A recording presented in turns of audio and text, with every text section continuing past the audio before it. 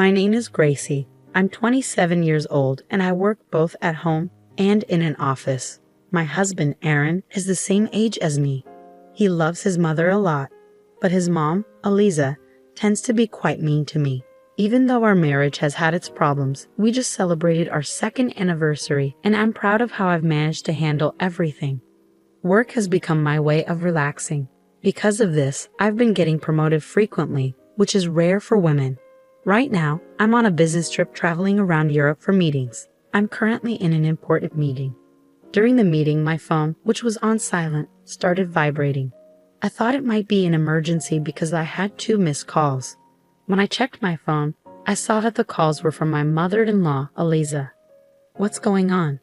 I thought, worried that something might be wrong. I quickly decided to call back. Just as I was about to leave my desk, Eliza called again.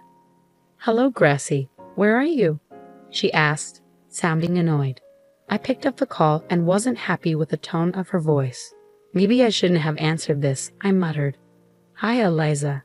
How are you? Is there something urgent?" "Why aren't you answering me? I asked where you are," she said, sounding impatient. Even though her attitude annoyed me, I was in the middle of an important meeting and didn't want to argue. So I said softly, "Sorry, didn't Aaron tell you? I'm in a meeting on a business trip. Can I call you back when I'm done?" Of course, Aaron told me. "What are you doing, leaving your house and husband alone? Come back home right now," Eliza demanded, with her usual sudden and unreasonable request. "I'm sorry, Eliza, but I'm in an important meeting and I can't just..." I started to explain, but she cut me off. "You're so bossy, even though you're just Aaron's wife. I don't care about your excuses. Just come home right now. Today is very important. Do you understand?" "What? Today is important?" I asked, surprised. Eliza finally admitted, "We're celebrating my 60th birthday today." She said this in a smug tone. I remembered her birthday was supposed to be at the end of the month. I was surprised to hear it was today, especially since I was on a business trip. My husband and I had already planned a special dinner for her birthday at a nice restaurant. I was fed up with Eliza trying to boss me around again. It seemed like she was getting worse every year, especially when she knew I was busy with important work. I told her, "As I've mentioned, I'm on a business trip, so I can't come home." "Oh, that's funny," she said. "I called Aaron earlier, and he said he'd take a day off for me. All the relatives will be there, but you, Gracie, always working. You're so cold. How do you feel about your husband's family?" I knew if I listened to her much longer, her sarcasm would just continue. Since I was still in a meeting, I couldn't stay on the phone with her, so I said, "I'm sorry, but no matter what you say, I can't make it to your 60th birthday celebration." Eliza's tone changed abruptly. She took a deep breath and said, "Fine then, I won't consider you family. Don't come back home.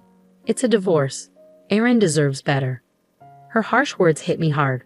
I was both angry and upset, but I didn't want to argue with her on the phone. I said, "All right, I'll talk to you when I get home. I'm sorry, but I have to go."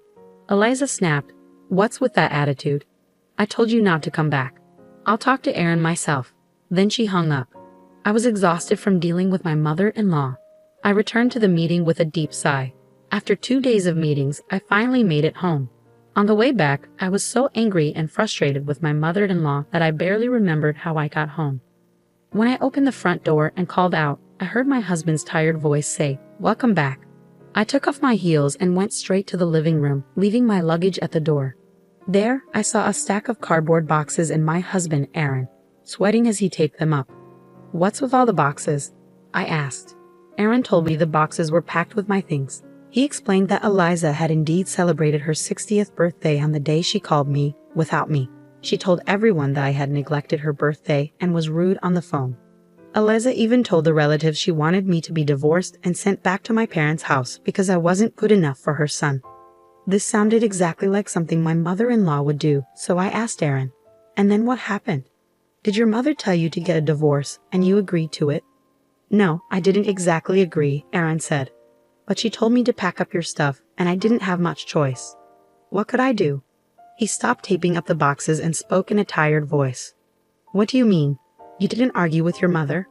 Does that mean you're okay with the idea of getting a divorce?" Aaron explained that his father, Alex, had also told him, "If Eliza's upset, it'll be tough for you, so you better do what she says." So Aaron went along with the divorce. I couldn't believe he was accepting the divorce so easily. What is wrong with Aaron's family?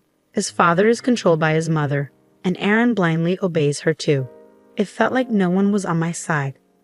When I was at a loss for words, Aaron said, "What my mother says is final. It's only until she calms down and things settle. This divorce isn't real. I'll come for you when things are better." He looked at me with pleading eyes. I wish he would show that kind of pleading to his own mother. How could a grown man like Aaron be so afraid of his mom? I thought, there's no saving this. I almost felt ashamed, questioning what I ever saw in him. But then I realized maybe this was an opportunity. Staying with Aaron would only mean more torment from Eliza, always pushing me toward a divorce. Maybe it was actually lucky to get a divorce from him without much hassle. I could support myself just fine. Even if I lived alone, I wouldn't lack for anything. Suddenly, everything seemed clearer. I looked at Aaron and said, "Fine, let's get a divorce." Right after that, I called Eliza. After 3 tries, she finally picked up. "Hello," Eliza answered. I said quietly, "As you wish, we're getting a divorce." Eliza, sounding triumphant, replied in a bouncy tone, "Yes, please, leave. Finally, you've realized you're not good enough for Aaron." I'm so relieved. "Don't worry, I'll find him a new wife who's obedient, pretty, and nice to her in-laws." She continued, "I'm sure Aaron will be popular. I'll take care of him until he finds his next wife. So don't worry about that." After she finished with her sarcasm, I told Eliza, "Well, don't misunderstand me, Mother." Eliza, still in a good mood, responded, "Oh, you're just a sore loser. Don't worry about me. Oh, and Gracie," she added, "I got the divorce papers from the city office and gave them to Aaron. Don't forget to sign them." Then, without another word, she hung up. Aaron, who had been listening to my conversation with Eliza, looked relieved. I thought, is Aaron really that clueless? I asked him, "By the way, does your mother know you're a full-time house husband?" He replied, "How could I tell her that? My mother is obsessed with the idea that I'm a high-ranking employee at a big company." He said this with a firm tone. "Oh right," I said.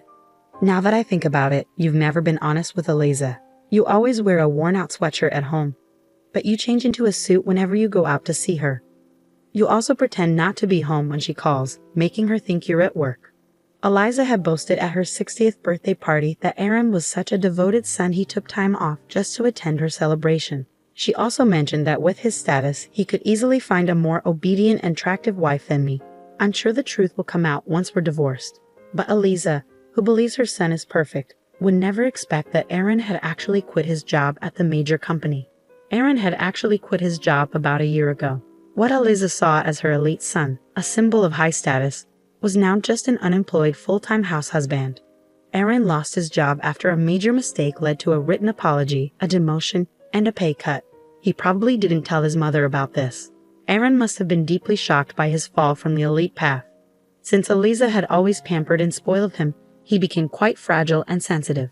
Just the thought of going back to the office to deal with the consequences of his mistake made him feel anxious and sick. He couldn't even leave the house, let alone go to work. Initially, Aaron tried to report his absences and apply for paid leave, but eventually he stopped even calling in. As his unauthorized absences piled up, he got fired. Now, he seems to have no plans to look for another job and is heavily relying on my income. Aaron hasn't told Eliza about this because he knows she would be furious and upset. I was a bit disappointed I wouldn't get to see Eliza's reaction when she discovered Aaron's situation after I left. I imagined she'd be shocked, maybe even have a stroke, but that was no longer my concern. Aaron handed me the divorce papers and said, "This is just a cover to convince my mother, okay?"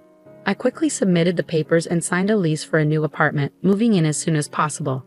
A month later, I got a call from Eliza, even though I thought I cut ties with her for good. Curious about what she wanted, I answered, "What do you want now? Aren't you happy to be rid of me?" I said with a hint of sarcasm. Eliza replied, "You're still the same. Just listen to me." She continued in her usual tone, talking about Aaron. After I left, Eliza had visited Aaron's apartment several times to help with chores. Each time she found him just lounging around in his room with no sign of him going to work. Since he didn't seem sick, she asked me if I had any idea what was going on. I held back a laugh and replied casually, I see. Well, Aaron's like that because he has no intention of working again." Eliza seemed to have forgotten she was the one who kicked me out and asked, Gracie, can you do something about it? Why should I? You didn't want me in your family and wanted nothing to do with me, I said. It was so typical of her to ask for something only when it suited her after mistreating me for so long. She then said, I was wondering if you said something to Aaron before you left. I couldn't believe how she was trying to make me the bad guy. Doesn't she see the problem is with her son, not me? I'm the one who was hurt here, you know. Oh really? Eliza said. You only married Aaron for a luxurious life, right? So why would a divorce be so painful for you? She looked at me as if I'd married Aaron just for his money. Are you kidding me? I was the one supporting Aaron financially during our marriage. I was the one providing for him. In reality, I couldn't afford to live extravagantly because of Aaron. I was fine with the divorce, but should I consider asking for alimony? Eliza couldn't believe what I said. How dare you make up something like that? Gracie, you just forgot to ask for alimony, didn't you? Aaron has a higher income and position than you. Don't be so unreasonable. If you want money, Aaron can pay whatever you want. After all, Aaron is a high-level employee at a major company. Eliza's argument was as outrageous as ever. Maybe Aaron hadn't told her the truth yet. I didn't want to seem like I was just tattling, but I saw an opportunity to get back at her. So I told her, your proud son is actually a full-time house husband. He quit his job a long time ago. What? You're lying. Eliza shouted, unable to accept what I said. Her voice was so loud, I thought it might damage my eardrums. I held the phone away from my ear and said, why don't you check with the company? You'll find out who's telling the truth. Eliza went silent for a moment. Then she said, well, what if that's true? How are we going to manage? I can't support my son on just my pension, and no one will want to marry him if he's unemployed. What are we going to do? Her voice had clearly softened, and I couldn't help but grin. What shall we do? I asked. Eliza was silent for a moment, then mumbled something with someone beside her. Finally, she said, hey Gracie, will you please come back home? I was puzzled by her sudden change of tone, but replied firmly, no, we're already divorced. I wouldn't come back to your family if heaven and earth turned upside down. Then I heard commotion in the background. Someone was shouting. It sounded like Aaron. I told you I'd come for you when things settled down. Aaron's voice rang out. Eliza responded, yes, yes. You could remarry my son if you wanted. What are you talking about? I asked. No way. I wouldn't do it for the world. Don't joke about this. Thanks, but seriously, no. I made it clear to Eliza that I wasn't interested in getting involved with her son or dealing with any more toxic relationships. I wanted nothing to do with someone who adored his mother too much. I did what you asked me to do, so please stop changing your mind, I said. Eliza replied, but there's a bit of verbal sparring here. It's not like you should take my words so seriously. You've been talking back to me with a nonchalant attitude, haven't you? I didn't think you'd actually go through with divorcing my son. It seemed she hadn't expected me to reject her offer so firmly. In response to Eliza's bitter excuses, I said, well, I was just putting up with it. Besides, Aaron packed up my things and kicked me out without consulting me. I let out my frustration, listing everything she had done to me. You see, that was just a prank, she said. A prank? It's worse than that, I said, feeling completely fed up. There was nothing more to say. I glanced at my watch. It was nearly 1 o'clock. My lunch break had been wasted on this pointless conversation. Ah, Eliza, are you done now? I asked. What, Gracie? What did you say? She replied, her voice still annoyingly sweet. Did Eliza really think a sweet voice would get her a good answer? Knowing I wouldn't meet her expectations, I said, I'm going to hang up now. I have another meeting in a few minutes and need to review some documents. As I started to disconnect the call, Eliza kept insisting, Wait, Gracie. Hey, Gracie, say something. I could hear her shouting, and she also scolded Aaron, saying, you didn't handle this right, and look what happened. It was clear that Eliza blames everyone else for her problems. I was so fed up with her that I ended the call and blocked her number. Afterward, Aaron tried to contact me constantly. Seizing the opportunity, I asked my lawyer to pursue alimony. Aaron's family, probably nervous about legal action, quickly paid the alimony in a lump sum. It seemed my ex-parents-in-law advanced the money. Because of this, Alex and Eliza were constantly irritated with Aaron, telling him daily to find a job and work, which Aaron was fed up with.